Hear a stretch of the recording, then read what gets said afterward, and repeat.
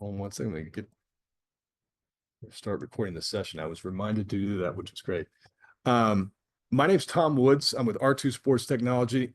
We're actually located out here in Colorado, so it's 6 o'clock Mountain my time. I know we're probably from places all over the country. So if you're 8 o'clock at night out east somewhere, thank you for taking time in your evening. Um, I always like to start with a couple quick things just to kind of set the framework of where we're coming from, what we're doing with this session, so you kind of get a better idea of who we are and what we're about. I always start first thing. I am not a football coach. I have never been a football coach. I I don't even have aspirations to ever be a football coach. I think that's probably passed me by at this point in time.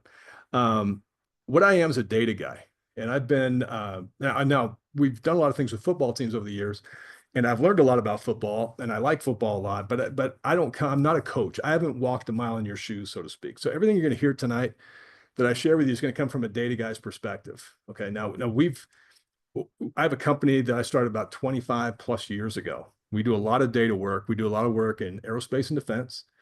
We do work on NASA programs and all this crazy stuff in that world. We also work in the financial industry, working in equity and option markets, doing data stuff there. We work in energy markets out in Texas, a whole host of things. So we're in several different industries, but about 10 years ago, we started working with football teams. Kind of an odd connection that happened. And we learned from some football coaches about what you guys were doing in terms of breaking down film and what you're doing with film. And so when we crossed paths with this one team and we kind of learned a little bit more about what you guys do, we said, man, there's a lot of things we can do with data. We can start probably doing some things to help football coaches. So about 10 years ago, we spun off a company called R2 Sports Technology that specifically does a lot of work in the sports world and most specifically with football. So I'm going to share some things with you tonight that come from a lot of experiences that are even outside of football. But keep in mind, I am not a football coach and I defer to you guys. There's a big difference. I'm also not, I hope I'm not, but yes, you guys can be the judge of it. I don't aspire to be, and I hope I don't come off as kind of one of these data weenies who's like, just the numbers tell you what to do, do what the computer says. I default to you guys. I mean, you have a very challenging job. You have to get a bunch of young guys to do things right and win football games. And so it's a different world than just some data guy saying, hey, the numbers said do this. I get that. I would defer to you in a heartbeat. So take the things I say today with a grain of salt. What we're hoping to share with you is I think when we're done, you're probably going to be surprised at how basic what I show you is tonight. But I'm going to tell you, if you do some of these things we're going to talk about tonight, it could revolutionize, I think, what you can do with your data. Okay. So we're excited to share that with you. I will say this also. The second thing is this is not a glorified infomercial. Okay. We are a company. We work with football teams. They pay us money to do things for them. And we like doing that and we like making money. But this is not, I'm not going to take you through 30 minutes of stuff and say, now for 1999, that's not what this is. I'm going to share with you. I hope if we never cross paths again, if this is the only interaction we ever have, I think what I can tell you tonight can make you better at what you're doing with film data and help you win more games. Okay. That's really that simple. So what we're going to do is this. I'm going to step into a presentation. I'm not going to slide you to death, I promise. What we're going to do is we're going to step through some basic things. Again, if you just have joined, I've got everybody on mute just to kind of help everybody with, so we don't have any issues with hot mics and things like that. But if you have questions at all as we go through this, again, use that chat function and we'll rattle through them as we get to the end of some of this time. Okay. So I'm going to share my screen here in a second. We're going to step through some things. And then I'm going to also get in and show you we're going to go from talking about what I think are some key things you need to think about in terms of breaking down film. But then I'm going to show you some real examples too. So I'm going to start in a presentation, but then I'm going to shift out of that pretty quick after a few minutes. And we're going to bring up some real data and talk about some stuff, okay? And kind of show you examples of what we're talking about. But let's get started here. So the topic that I've mentioned to you guys is this. It's all about what we call breaking down film with a purpose. And what we are really talking about here is, this has been my experience. And again, talking as a data guy who's worked with a lot of football teams over the last 10 years, not as a football coach. But I think, I don't know, I know I've come across very few football coaches who don't do something with film. Okay. Certainly they watch film, but I would say 90+% of the coaches we talk about actually break down film. There are some that I've come across that I've been surprised. I'm like, they don't do anything.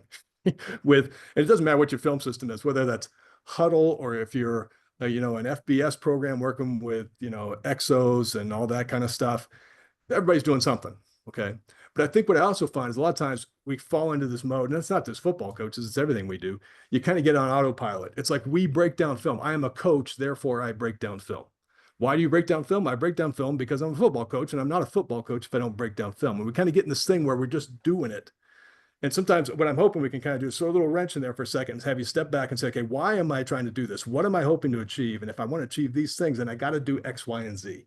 I can't just keep just doing whatever I'm doing if it's not taking me where I want to go. So the point of this is to talk about first, why are you breaking down film? And this is my experience with coaches. And this is what we encourage guys to do. Your film should allow you to do three different things. Okay. If you're breaking down film, I contend there should be three reasons for doing it. Okay. Now, the first of which I would suggest is a diagnostic purpose. You should be breaking down film, and what you do when you break down film should allow you to diagnose your strengths and weaknesses, see what things are broken and how to fix them. Okay. It should be diagnostic. So this obviously sounds like it's self-scout. I should be able to look at my film. I should capture enough data so that the data can tell me, boom, right there. In week 4, here's the problem and here's how to fix it. Because what I see so often with coaches, they don't do it often enough, or they don't break down their data in a way that tells them that, and they just persist and spend an entire season just repeating an error over and over and over and over and wasting a season. Okay. So there should be a diagnostic purpose that gives you feedback fast enough that you can see it, know how to fix it, and get it right. That's one. Now, a second purpose. Now, this is like if I came to, if I asked 100 coaches, why do you break down film? The majority of them, 80+%, 90% probably, would give me this as the reason: predictive. I'm looking at my opponent and I want to know what he's going to do. Because if I can predict well, if I'm looking for that tendency, if I can find that, then I know what I can do to counter it, right? So I think the overwhelming majority of people are breaking down film with this in mind, a predictive purpose. Now, your data should allow you to predict some things about what's going to happen, but I would contend to you that of the purposes of breaking down film, this is the toughest one to actually make impactful for you as a coach. If you think about what happens in a game, I mean, when the rubber meets the road, and it's happening, right? If you're a college coach, it's a Saturday or Saturday night. If you're a high school coach, it's a Friday night somewhere, and it's the second quarter, and the team's moving fast, and you got a play clock that's ticking down from 40 seconds. And here you are, the odds of you in that moment actually picking it up and saying, oh, I saw that, I know that, this is exactly what's coming, and having a guy who's smart enough to actually recognize it on the field and do something about it. The times when that actually works out well is very small. Now, I'm not saying it's not impactful.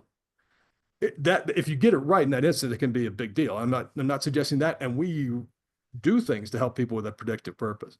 But I'm saying of all the purposes and all the uses of your film data, this is probably the toughest one to really make work well. But it's also the one that I see most coaches spending all their time on. So they're pounding away, trying to get their data set up, trying to find a tendency in there that even if they could, it's going to be really hard for them to ever use it to make a real difference in the game. So it's a valid purpose, but it's also probably the least efficient one to get anything out of. Okay. But so hold on to that thought. The third one is this. I believe that and this is what, as the data guy in me, again, I'm a data guy.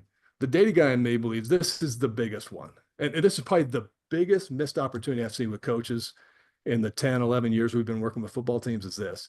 Your film data should be set up in a way to very directly tell you how to implement a plan that puts you in the best possible play calling situation at any point in time. Okay. That ultimately, I think, is where you want to get. Even if you're obsessed with predicting correctly what a guy's going to do, you're probably obsessed with predicting it right so you can be in the right call, right? So really, that's where it's all about. My data should help me be in the best play calling position I can possibly be in. And it can very directly do that for you, but you have to set it up in a certain way. And that's what we're going to get into. So these are the big three. So as you think about why am I breaking down film? Okay. If you're hung up all the time and only thinking about, so I can predict, so I know what the guy's going to do, so I know what he's going to do, you're probably missing big opportunities. Because I would, like, if I was ranking the importance of these, not that Tom's ranking of importance matters for squad, because again, I'm just a data guy out here, but I think the most important is number 3, then number 1, then number 2, in terms of the value of what I should be getting out of that data. Okay. And I think most coaches are 2, 2, and 2. and not doing enough to ever diagnose and do anything different. Okay. Now, so if we, you don't have to agree, but I'll throw these out. If these are our purposes, now what we have to do is say, okay, if that's what I want to achieve, now what do I have to do mechanically, structurally with data in the way I actually do this film breakdown to actually make those things become a reality? Okay, so that's what we're going to get to next. Let's talk mechanics here for a little bit. So if you're going to do that, this is where data stuff comes in. And again, this is not just football lessons. Like I mentioned, if you joined a little bit late, we do work in like a lot of different stuff. We do work with a big NASA program for Lockheed Martin, and we do work on the Texas energy grid doing predictive stuff. It doesn't matter where. These 3 data principles are kind of universal. Here's how they apply with you guys. The first thing is this: you have to adopt a universal program-wide data language and structure. Okay, it's the first big fundamental thing. Now, for some, again, some of these may not be crazy revelations, but this is what has to happen. What we're talking about there, again, is you have to have consistency in data across everything that you do. Okay, you need to have one language, one thing. You call something, you call a certain formation bandit or whatever, right? Then it's bandit, and anybody who does anything with your film anywhere, anytime, ever needs to say bandit, not come in and call it trips left, because that's what they think it is, right? Because data has no feelings, no brain, no nothing. It is the most literal thing ever, right? It is, if something says bandit here and it doesn't say bandit here, those two don't equal, even though someone may have intended that they do.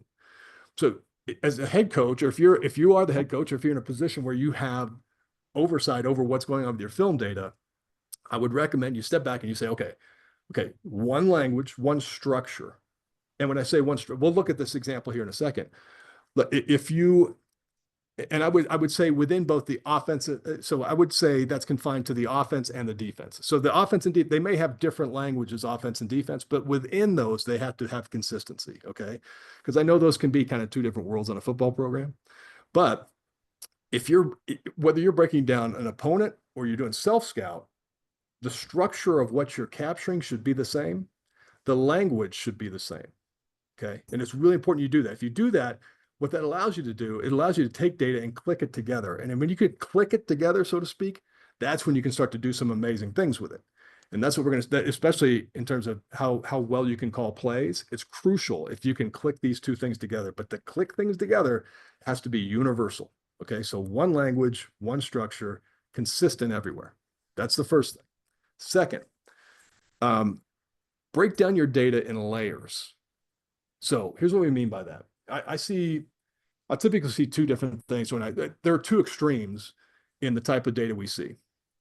And we see data, it's not even, we'll get data from college programs that, I'll tell you, I get data from some high schools that is better than some FBS programs I've seen. So, and then I'll get some data from some high schools where I'm like, did you even try? So it goes from one extreme to the other. Some of the college, like professional teams and the FBS teams we work with, those kind of things, they have an advantage. They have a very big advantage. Obviously, they have more resources and people and money and all that stuff, but they almost all universally use things like Pro Football Focus and other applications like that have kind of commonality built into them already. But I'll see a lot of these extremes where sometimes guys will go so detailed, guys who are so obsessed with data and they love it so much that they pour so much time into it, they get very, very detailed. So they'll go like really down into the quantum level of stuff, and they'll miss all these other layers. They go straight there and they get too deep. And I got other guys who don't do anything. Okay, they both can be bad. But what happens a lot of times, I think there's Yeah, I get it, but I think a lot of times people can confuse complexity with intelligence. I think they tend to think if I go so detailed, that'll show that I'm so smart, right? Not that you're not smart, but it may not be the best thing to do for data. So what we encourage you to do is this. You have to, when you plan, when you're breaking down film, you need to be planning. You're trying to come up with a plan for how to beat a team in a given week. Your plan and your data needs to help you conceptually. You need to get the concept right with your breakdown. You need to know here's the right concept. Okay. Now you're a smart football coach. So if someone gives you the right concept and says to you, hey, clearly, hey, in this situation, this is the right concept to be in. Your data can tell you that. You're smart enough to then say, okay, I'll go work the specifics. I know the specific play call I want to do. I want to know that fit within that concept. But you should be planning conceptually, breaking down film conceptually, implementing things specifically, but planning and understanding what to do conceptually. So to do that, you have to group data into higher level buckets. We'll show examples of this here in a second. But what I'll see a lot of teams, a lot of guys will go and they'll like break down play calls, right? So they'll get into the very specific stuff about a play call. And we'll see all these very nitty gritty, triple X, Y banana play calls, right? But what they don't have in there is like a higher level that says, what was the concept? And if the concept was like, that's a concept is inside zone run, okay? If they don't put the concept in, then they've admittedly gone too deep. And when you go too deep, specificity and detail is the enemy. It's the enemy of finding tendencies. Okay, it kills us because suddenly you can't find patterns in data anymore because you've gone too detailed, and so it only shows up one or two times in your data, and you miss. So by grouping data, what it does, it lets you move faster and it lets you create inherent sample size. This issue of sample size. How if you're trying to find patterns in data and see what a guy's going to do or not do or what's working or not working, you need to have a sufficient enough sample for it to be meaningful, right? So to do that, a lot of times guys think I got to break down more film. You really don't have to break down more film. You have to group your data into higher level buckets. Because if you group it, so think about how much faster you can move if you're doing a conceptual breakdown as opposed to a very specific breakdown. You can very quickly rattle through film and look at it and say, okay, instead of getting the specifics down about what was the type of front that was, let's say you're looking at it, you just say, is it odd or even? Is it, the terms you guys use, bear or something else, right? It's a whole lot easier to just rattle through and say odd, odd, odd. That was even, odd, odd, even. Yes, there's specifics about it, but that grouping is enough to tell me, generally I know they're going to be in this versus that. Coverages. Instead of getting all that was a 3 cloud bandit, just going down, cover 3, 3, 3, 2, 2, 1, 3, 3, get the concept right. Okay. And by doing that, suddenly I have 25 cover threes in there I can look at, where if I had gotten too specific, I only have 3 or 4, and I can never come up with a pattern. Okay. So break down data in layers. Third one. Now we're going to skip out here in a second. We're going to look at specific examples of what I'm talking about here in just a minute, guys. So universal program language, consistent everywhere, one thing. Okay. Break it down in layers. I'll tell you this, I'm not, again, for like the fourth time, I'm not a football coach. So this is one of those statements that I'll make that football coaches may say, roll your eyes and say, dude's an idiot. Maybe go ahead. I mean, most of your cameras aren't on, so I won't see the eye rolls. You can go ahead and do it. But if I was a coach, right, or if I was responsible for breaking down film, and if I had very limited time, right, I would say I would forget anything detailed, and I would say by far the first thing I would do is I'd just start breaking things down in groups. I'd just, like I said before, I'd be looking at cover 3, 3, 2, 2, 1, 3, 2. I'd forget everything else. If I was looking at blitzes, instead of worrying about what blitz it was, I'd be yes, yes, yes, no, no, no, no, yes, no, yes. Okay. And I could move fast, and it would probably be a ton more important and valuable to me than anything else. Okay. So layers. Now, third thing, this is the one that I think is the biggest miss I've seen. And this is the one that I think could change things for you guys. I really do. It's this. If you control it, you have to include it. This is the biggest miss that I see. Again, because most of what we see with guys breaking down film, back to the top there, People are thinking predict, predict, predict, predict, predict. What's he going to do? What's he going to do? What's he going to do? Okay. You have no control over it. You would love it if you can do well enough to pick up on it so that you can actually accurately predict what he's going to do. But that, like we just said, that's a hard thing to do. Okay. So I'm obsessed. They were so obsessed with prediction. So what we end up doing is I'm a defensive coordinator, right? And I'm looking at this opposing offense I'm playing this week. And so I go and I start bringing up the film and looking at it. And what am I looking at? Almost 90% of the time, I'm looking at what were they doing? What were they doing? What were they doing? And I have no control over what they do. I'm going to go to Friday night. I have no control over whether he's going to be in a trips formation. I have no control over if he's going to run or pass. I have no control over any of that. And I spent all my time all week looking at all this stuff that I have no control over, hoping that maybe somehow I know what's going to happen. And this 17-year-old kid can react in 10 seconds. It's probably not going to happen well, right? So the most important thing is, what do you have control over? Well, if I'm the defensive coordinator, again, if I'm making a defensive play caller, I have control over what front I show them, what personnel grouping I'm in, what coverage I show, whether I bring pressure or not. I have direct control over those. I can do all those. That is in my control to do, right? So what I need to be doing when I'm breaking down that films, I need to be first and foremost looking at what I control. So I got to be looking at so I start looking at this team, this offense, and your eyes are in the wrong place. That's a bold statement. It's a little bit of an overstatement, but your eyes should be on the defense that they were playing against, not on the offense first. Because if you look at it, and this is why we set up here, breaking things down in layers and being conceptual is so important. Because now I'm looking at somebody else's defense, right? So I don't know what he calls it, and he's not doing exactly what I do. So I don't know how to really say this is what we do. It's hard to match it at the specific level, but at a conceptual level, it's not hard to match. So my eyes need to go to the defense because I control that, and I need to think conceptually, what's he doing? Oh, he's in cover two. He's in cover two. He's in cover three. He's in cover three. Oh, he sent four guys. He sent five guys. He sent four guys. He sent four guys. He was in an odd front, odd front, odd front. I can tack that, which I can see, which is universal. I can see conceptually where it matches me. And suddenly I'm now getting the information I need to know about, okay, what things here make that offense uncomfortable? So I get less worried about predicting what the guy's going to do. And I get more obsessed about knowing what he hates to see. Because if I know he hates to see something, I have the power to show it to him. I know if he hates spinach, that I can serve him spinach and make him eat spinach all freaking night instead of just trying to guess where he's going to be. Forget guessing. No, don't forget guessing. That's another overstatement because there's a good place for it if you can do it. But more important than that, the thing that I think most coaches need to be able to do is just know. You need to know going into a game that in this situation, this is the best possible play call I could be in. This is the best possible concept I could be in to make him uncomfortable. And if you know that from data, then the rest of your week is spent not so much worrying about guessing right on what he's going to do or not do. You just know that, hey, in that situation, he hates this. So we're going to practice this all week. And I'm going to get my guys doing this the best they can possibly do it, because that's my best bet.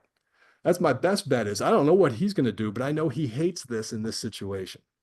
So your eyes need to go to what you control. If you're an offensive coordinator and you're looking at the opposing defense, I'm not saying it doesn't matter, but for my prioritization, my eyes need to go to the offense. What was this offense conceptually doing against this defense? I don't know what coverage he's going to be in. I'm probably not going to get it right. I mean, I'm going to guess each time, and sometimes I'll be right, sometimes I'll be wrong. But I just need to know that he hates seeing outside zone to the right in this situation. He can't stop it. If I know that, I control it. I can serve that up to him. Okay. That is hugely different from what most guys do. Now, let's step out. Let me show you some data. And I'll kind of give you an idea of what we're talking about here. So I'm going to go into a spreadsheet here of some sample data. And we'll kind of hit on these three things for a minute. This is an example. This is just dummy data that was kind of created loosely from some data that we see from other guys. So here's kind of a recommendation for you. This would be in this example, this would be an offensive coordinator looking at an opposing defense. Okay. Now this again, Tom Woods, data guy who doesn't walk a mile in your shoes. So take what I say with a grain of salt. Okay. But This would be my mindset. Okay. What I would do, see this gray section right in here, this basic stuff, quarter, down, distance, yard line, hash, run, pass, gain, loss, that kind of stuff. Listen, if you can't afford it, I get it. If you can't afford it, I'd tell Huddle or whoever else I work with out there to go ahead and do that basic breakdown for me so I have it. So I don't have to mess with that. If I can't do that, then heck, I'll get some kid, volunteer, or somebody to go get that data in there. That doesn't take any brains to do. It's just a pain in the butt. But you need that contextual data in there, right? So this is kind of this default down, distance, hash, yard line, gain, loss. We need that, okay? I would then say your next big thing is to don't go to the specifics yet. Think conceptual and think, what do I control? I'm an offensive guy. So the next thing I care about are some basic concepts about what that offense was doing. So it could be personnel.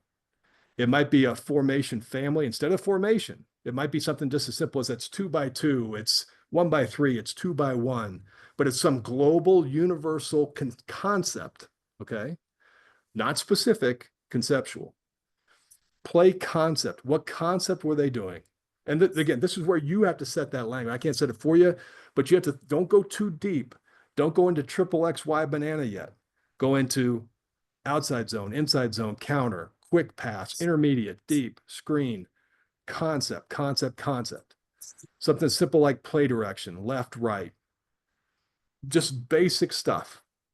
Concepts. That would be where I would go. And if I was out of time and I had nothing else I could do, if I only got this far, I could do a lot.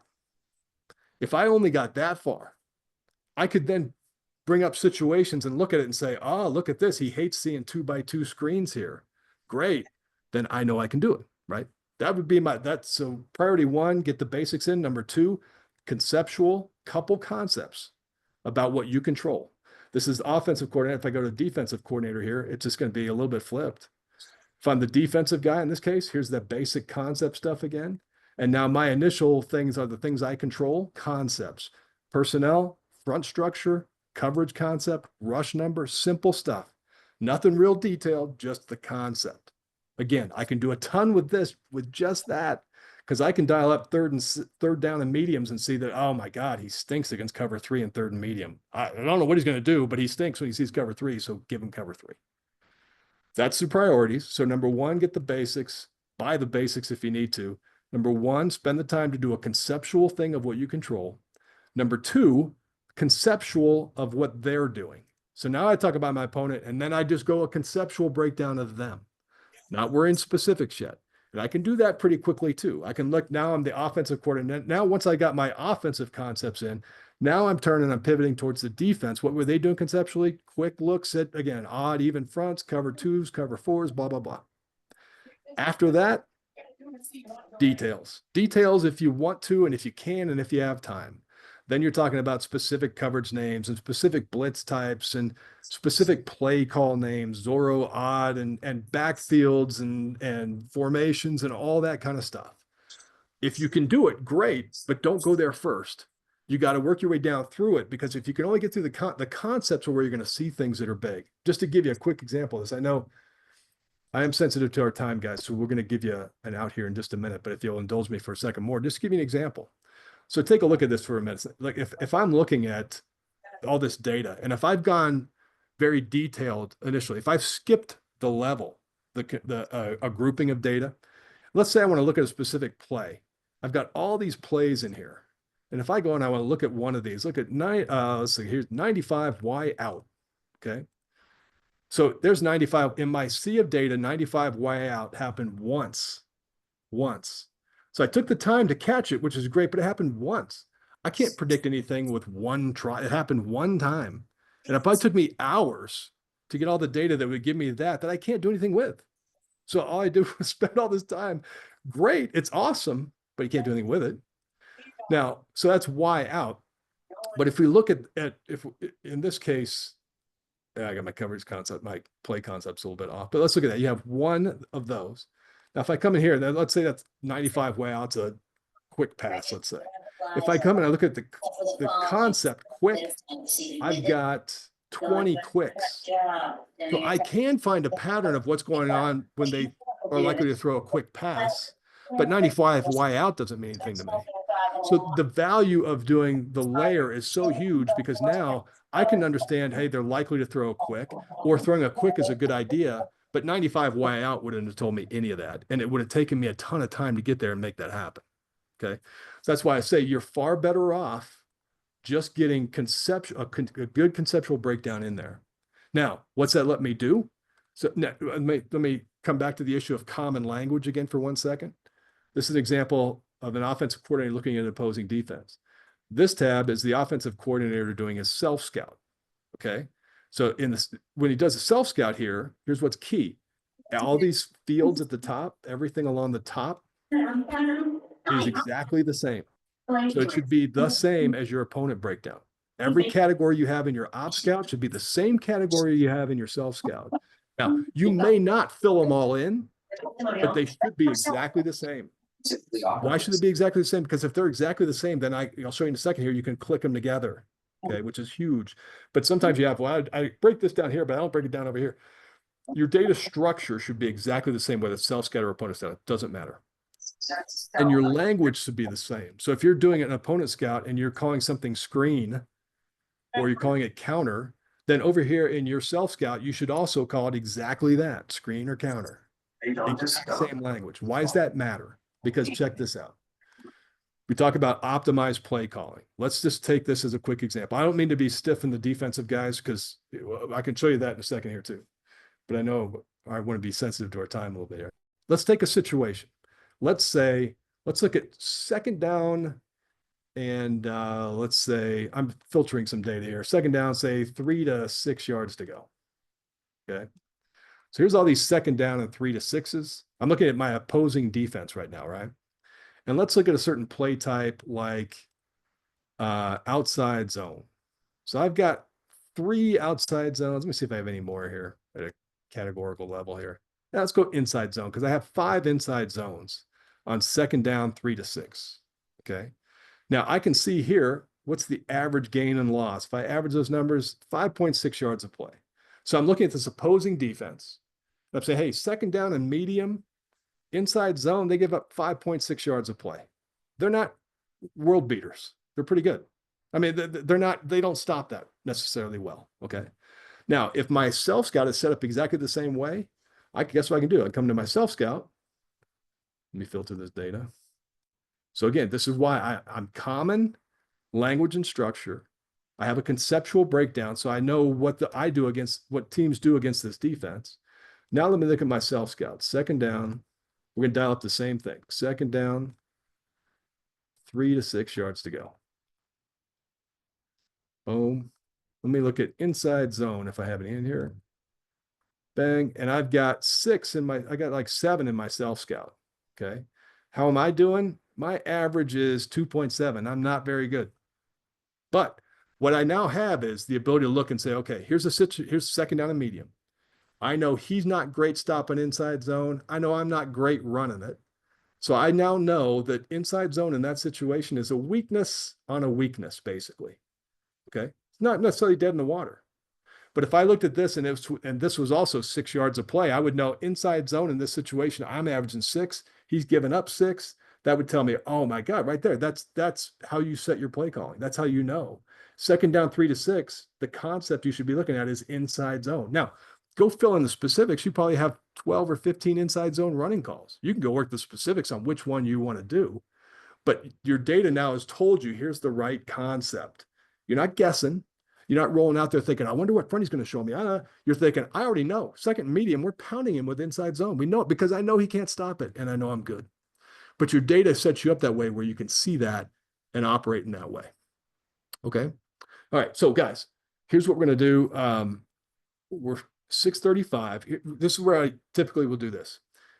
Again, what we'll do after the session's over, we'll send you this set of notes, and this thing is recorded. You can go back and look at it again if you want to at some point. Now, so what we'll do here is we're going to start shifting gears. I'm going to show you, again, I'm not trying to make this an infomercial, but everything I just showed you there, I want to show you one of the things we do called a dashboard that is that can allow you to kind of use some tools to kind of see this stuff faster, but you don't have to stick around for that if you don't want to see it. But if you have, we'll open this up now. If there were questions or things you want me to address, and I can unmute everybody here now. If you'd like, if you have questions you want to pop up, by all means, let us know. And in the meantime, I will start showing you kind of this concept called a dashboard. But if you need to go, because I'm not trying to, again, hook you into anything at all, by all means, feel free. I appreciate you guys taking time to look at this. Hopefully you're seeing some information there that can help you. Again, I'll kind of circle back and just put a bow on it again. It's not all that shocking. I'd say the biggest thing we see is that guys get hung up on predicting all the time. So you end up always trying to just guess what the guy's going to do and do it right. And that becomes the big thrust behind all this stuff, which I think is a mistake.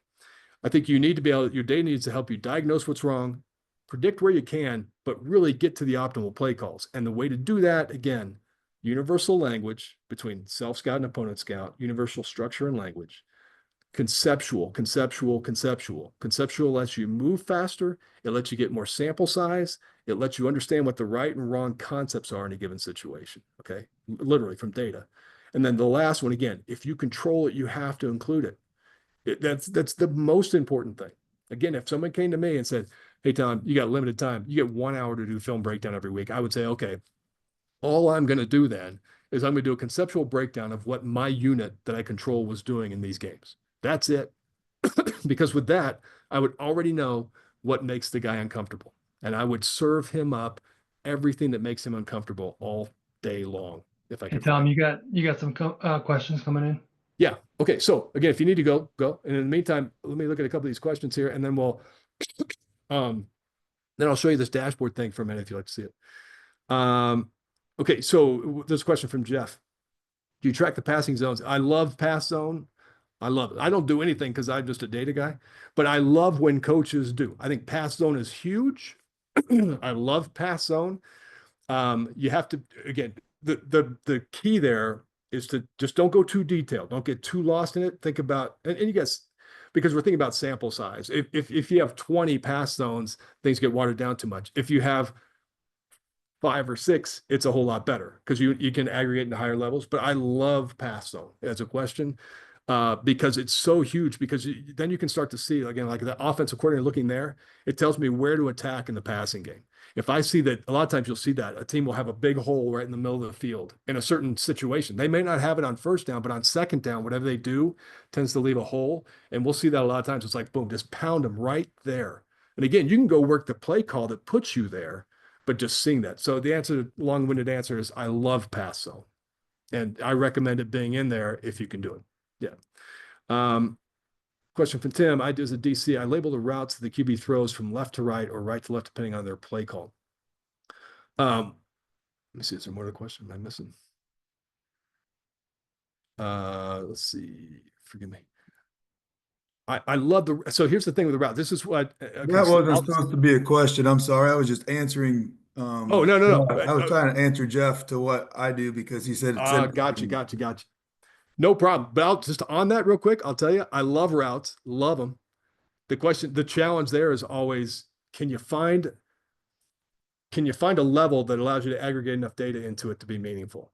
Because again, if you get too specific with the route, then it gets so watered down, right? But so I would encourage you, I don't know the answer to the question, but I encourage you as a coach to think about, is there something conceptual, a route concept that bubbles it up and aggregates it a little bit more? That's because I love routes, but they're harder to see sometimes.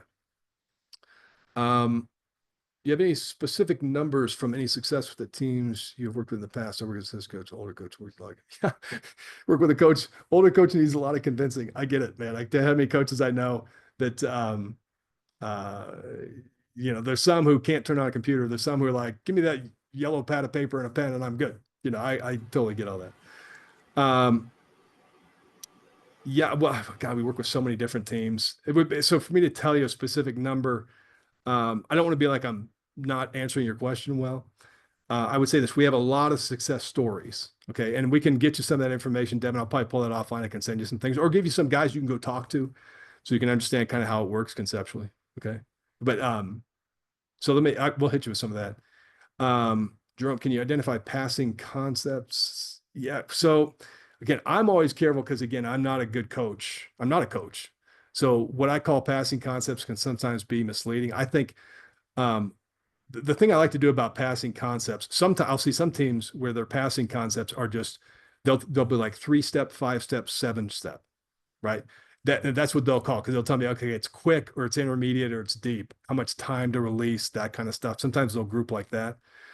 But I think most of the passing concepts we see, it's usually that breakdown between quicks,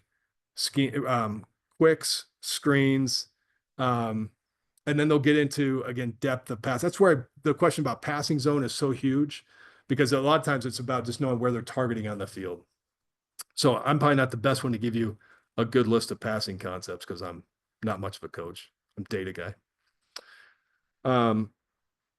Keep them coming with questions if you want. I'm going to do this. In the meantime, let me show you real quick a dashboard, if you will, because this is a tool. Because just like I was showing you there at the end, so here's, if you break your data down that way, you get into Excel, that's where you can start to do those things. You can say, give me second and medium and look at it. But there's still, you have to do some clicking and studying. I mean, it's not, it's still some work to do, right? But it's doable now. You can see the concepts. What a dashboard is something we do for guys that we've worked with for a long time. Tim, thank you for that. Appreciate it. What a dashboard does is it basically makes a visual representation of all that raw data. Okay. So it's the old adage that a picture's worth 1,000 words, basically. What a dashboard does, again, takes all that raw data, puts it into this visual platform. What you're looking at here, we use size and color to tell a story. So here's this, you see this grid of plays up here with these dots on them. Each dot is a play. This is a self-scout, offensive self-scout for a team. So the blues are passing plays and the gray dots are running plays. A big dot's a big gain, little dot's a little gain. So size and color is what communicates a visual story for guys. And then each of these sections you'll see here, like we're showing like personnel and formation family, these kind of things. Within each section, the bigger the box is, the more frequently it happened. So if I'm looking at their play concepts, their most common play concept was inside zone because it's the biggest box. And their deep concept is a small box, didn't happen very much. So visually, size tells me what's happening and not happening a lot. And then color tells you if the offense was any good or not, offensive efficiency. So if an offense is performing very poorly, you'll see like red, orange, yellow. If an offense is performing really good, you'll see green up to deep dark blue. So you kind of get this dimension here. Instead of clicking through data and trying to interpret numbers, it screams a visual story at you. So I can very quickly tell what a team likes to do and if they're any good or not. They can hurt me. So let's take that same situation. So the other thing here is it's all interactive. So if you click on something, it starts to filter and do things. So if I'm looking at this self-scout and I want to look at what I'm doing in my run game, let's say, I could click on run down here. You see each section tells you how many plays and yards per play and all that kind of stuff. When I click on run, it gives me all, it filters out and shows me just all my running plays. Okay. And I can look right here and see, look at this. This is where we talk about self-scout. If you can conceptually capture your data, self-scout, every week, it would be huge. It's big for you because then you don't go, a lot of times, you only do a self-scout like once a season, when you have a bye week. It's just not enough. It ends up doing nothing for you. You don't know if you're any good or not. You just keep persisting in errors. But if you do things conceptually, you can move pretty quick. So even if you have a conceptual self-scout, it would be huge for you, right? So here's my run game, and I'm looking right here. Look by color, I stink at counter. I can see that because the color is this orange color. It's 3.7 yards of play, only 37% success rate, where inside zone's over 50% success and 4 yards of play, so I'm better. And I could diagnose, I might dig in and say, what's wrong with my counter? If I click on counter, it's going to filter me down into just counter. So here I am in just, here's every counter run play I've done. I can see all these red boxes, like I'm terrible running it to the left, not much better running it to the right, but boom, I am running it well from a 1x2 for some reason. And the specific Daytona play is working well, but these other ones aren't. I can start to, a dashboard lets me see with a snap what otherwise I have to piece data together to see. Okay. So I can move very quickly through data with a dashboard. It says visual interactive displays. You just take the raw data, feed it up into one of these, and suddenly you're flying. And that's why, we tell you here, if I'm looking at, so this is my self-scout, but let's just take this one more time. I'm going to do this as a, well, I had this one open, so we'll do it. Let's say I'm looking at my opponent scout data. So I'm going to toggle over to opponent scout. So here, this is why data structure, language, commonality is huge because I'm seeing all the same things in all the same formats. Okay. But now I'm looking at my opponent. I'm looking at the defense of my opponent. Here's things about what personnel he's in, what fronts and coverages he shows me. But again, I don't control those. So I don't have any way of knowing if he's going to be showing me cover 3 necessarily. I can try and do some things predictably, but I don't really know it. Right. But if I look at my opponent here and I can look at him, I can see, look at how bad. Well, let's look at the run game. Look at this run pass. You can see the pass is an orange box, which means he defends the pass really well, but he's terrible at defending the run. Right. I might bring up a situation like first down. Let's look at first down against this opponent. So if I isolate first down, okay, and I can see a couple things. Number one, look at inside zone here. He's terrible defending inside zone on first down. 7.6 yards of play, 60% success rate. So, okay, so again, I'm not even worried about what he's showing me down here. I just know he can't stop that. Teams operating out of 3-by-1 on first down are averaging 8 yards of play against him. But if you're 1-by-3, he's stuffing you. So what am I seeing? I'm starting to form a plan already. I'm saying, okay, on first down, just let's not be in 1-by-3. Let's just be 3-by-1. Let's operate from that because he can't stop anything that's 3-by-1. I could go into that specifically. And now here I am, first down. This is my opponent. Here's everything he saw 3-by-1. Man, the world is almost my oyster. I can go from 11 or 12 personnel. Inside zone or counter is great. Intermediate passing game's not, but basically anything but that is really go for it, right? And I can with one toggle, I can look over here at my self scout. Just had that come up here. Everything's still in the same place. Here I am I'm not great on first down because I'm mustard orange, but I know he's terrible. But here I am from 3-by-1 on first down. Look at that. I'm actually pretty good with inside zone. So there's that inside zone becomes a strength on weakness in that situation. I start to see that. So I start to know, okay, on first down, don't run counter. Well, I mean, to throw something out altogether, I'm not saying it's necessarily right, but prefer yourself away from counter and towards inside zone because he can't stop inside zone and you're pretty good and you're not very good running counter. So don't go there. But instead of being in a situation where we're always guessing and just trying to piece together, if you set your data up right, it can tell you, hey, pay attention, be an inside zone. And the data, Devin, we can get you some data on this. I don't have it at my fingertips. We do this. I know I'm already late. I'll stop in a second. If you need to go by all means. I don't want to keep people late. But we do something called the Graphite Aware where we track offensive play calling and defensive play calling for D1 programs throughout the year.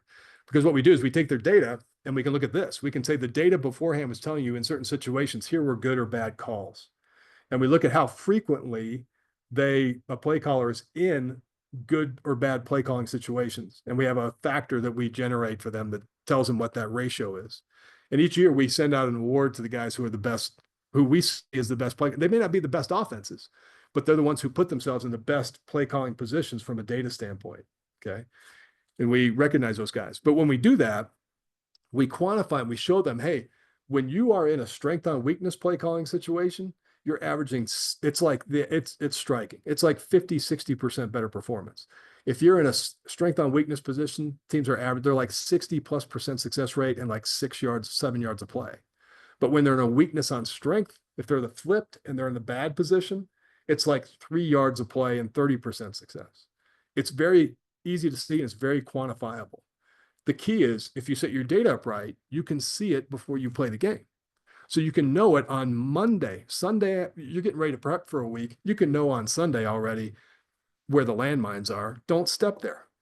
Step here, not there. And if you just prefer yourself away from those mines, so to speak, everything lifts. Teams perform better. You average more yards per play. You get more out of your offense or your defense, and you have more success. It's that simple. And it's not enough genius here. It's your data, but you got to set it up right. It's got you too much. I would say the great majority of data we see just that comes to us from teams, we can't do it because they don't have it set up right. They don't have a common language. They didn't even break down the things they controlled. So it's a big swing and a miss. That's why we do these sessions. We would encourage coaches out there to start thinking a little bit different. Break it down this way.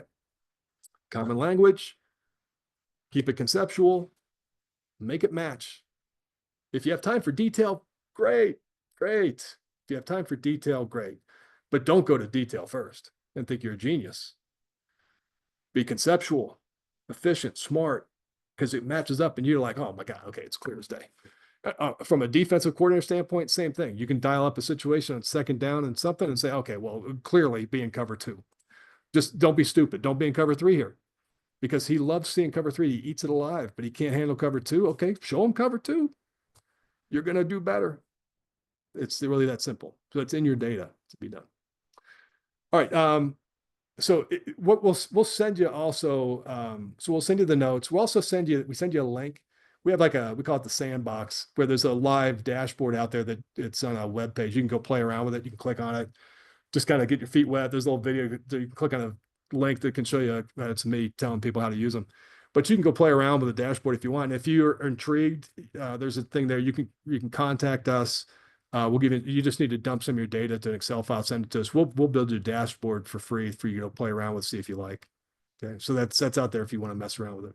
Okay. With that, any more questions, thoughts? I don't want to keep you late. I so appreciate you guys taking time. I know it's hard to get anybody's time. There's a hope again. If we never cross paths again, I hope that this time we spent together has enlightened you a little bit with some things you can do with data, and made you a little bit better with it. But, otherwise, I'm free to answer any more questions, or we got a few more in here, so I can kind of rattle through some of these.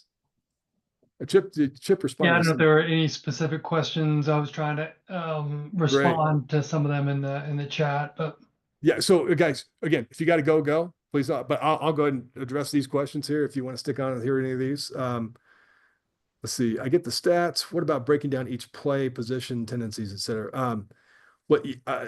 Yeah, this is everything to the point we're talking about. Is this chart available and able to be edited each week? I'm not sure which chart you're talking about. If you're talking about what we're looking at here, yeah, these dashboards come, guys send us data and we kick back a dashboard. So it updates with every submittal of data that you guys send us. So really all we do here, we just package data. We don't break anything down. We take your breakdown, we get into a platform that you can go crazy with. So that's what the dashboards are all about. We don't break down anything, but I'd say each play, position, tendency, all that stuff. Again, I encourage you with this. I like things. I'm a data guy, so I love data. I love more data, the better. Breaking down like the position, who was targeted, all that kind of stuff. I love that stuff. I do. But I think that's probably third priority, because it's great, but you're going to be better off just knowing, get the concept right first, and then go crazy with detail if you can. I love the detail. I do. I don't want to say like I don't, because you can see a lot of cool things. Like we do things with our college teams we work with, because we can see things in Pro Football Focus data about who was targeted. And you take a dashboard like this and you click on number 80 and you click on that, and it'll pop up and it'll show you, here's the routes where they love to hit them on. And here's the blue and the green and the red ones. And here's the coverages that are blue, green, and red against this guy. So if you want to stop that guy, you need to be in cover 3. And if you see that guy, you need to be ready for a slant, because that's where they go crazy with him. So all it's great, but it's detail. So if you can get there, great. Question, Rick Reiner, do you sell the system? Yeah, we do. But again, I wasn't trying to make it an infomercial, but we do, and we would sell it to you. So, so dashboards, I think Chip even had it in here at one point. At the high school level, $500 a year for one side of the ball. And then if you want both sides of the ball, the other side's 300 additional. So like for $800, your entire team could get your self-scout, opponent scout dashboards for offense and defense. That's the price point. It's true for D3 schools too. It goes up as you go into higher levels of college. How do I set this concept format using Huddle? So the Huddle stuff, you guys, because ultimately, if you're a high school guy, I'm sure almost all you guys are using Huddle for the most part. There might be some quick cut people out there, some other things, doesn't matter. But you know, if you pay Huddle to do their breakdown, right, they'll get the basic stuff in there for you. Then you have the ability to create your own custom fields and break it down the way you want to. That's where, again, I stress and encourage you guys, whoever the owner of it is, you should take the time, even if you got to have a meeting, to set your language and your structure, and then go into Huddle and wire it all up. But figure out what you want to catch and what you want to call it, and think conceptual concept. Please don't get too detailed first. Concept first, simple, basic concepts, and then you can set it up. And then it's just a matter of, Ray, it's just getting your guys to go fill that in somewhere. Okay. but Huddle will allow you to customize the format you want to do, and you can pick any format you want. This is the information on pricing there. So yeah, these are called dashboards. We do a few other things too. I mean, it's funny, so I've told you, don't get too hung up on the predictive side of things. Guys get too hung up on prediction, and they do. Okay. But man, all I do all day, I feel like, especially with our financial stuff and energy stuff and all these things, all we do is predictive stuff constantly. So we have an application called scanning where we can go through data and we find hidden tendencies in data. Okay. And we kick out reports for guys that show them things that they wouldn't normally see. That's a whole nother topic, but we have an application called our scanner where you take your data and we can scan it, so to speak, and it'll come back out and show you like 80, 90% tendencies that are in there that you didn't know were in there because they're in odd combinations of things. So we have another product called scanning that does that also. Same pricing for all that stuff too. It's another $500 a year to do that. But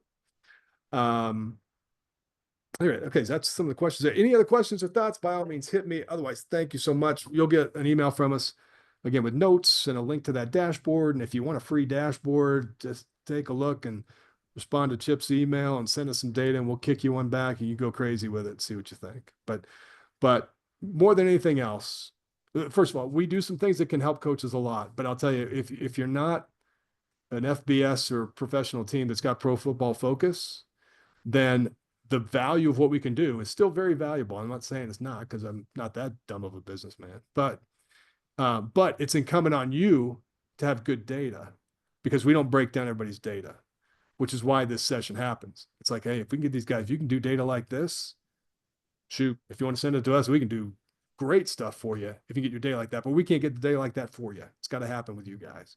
And so if you see the value in that, go for it. We'd love to work with you. Okay. Yes, Justin, where the Zoom template. So we'll send you an email.